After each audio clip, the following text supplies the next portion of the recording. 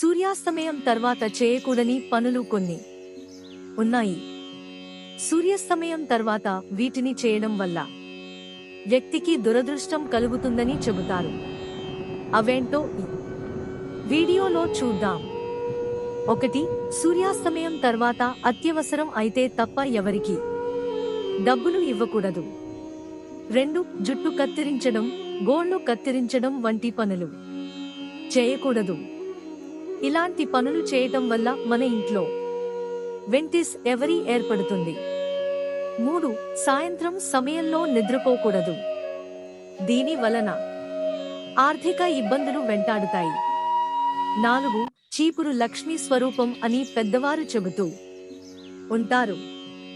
సూర్యాస్తమయం తర్వాత ఇంట్లో చెత్తను శుభ్రం చేయకూడదు. అలా చేస్తే ఇంట్లో ఉన్న లక్ష్మీదేవి బయటకు వెళ్ళిపోతుంది.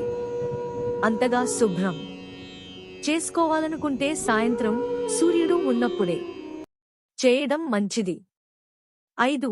సాయంత్రం అయిన తర్వాత ఉప్పును ఇతరులకు దానం చేయకూడదు.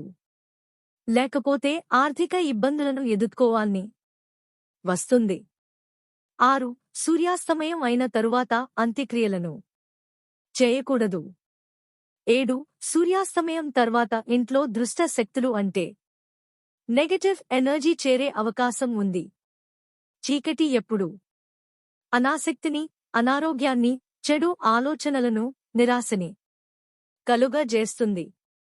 అందువల్ల సూర్యాస్తమయం అయ్యాక ఇల్లంతా వెలుగుగా ఉండడం మంచిది. 8. సూర్యాస్తమయం తర్వాత పాలు, పెరుగు, పసుపు ఇవ్వకూడదు.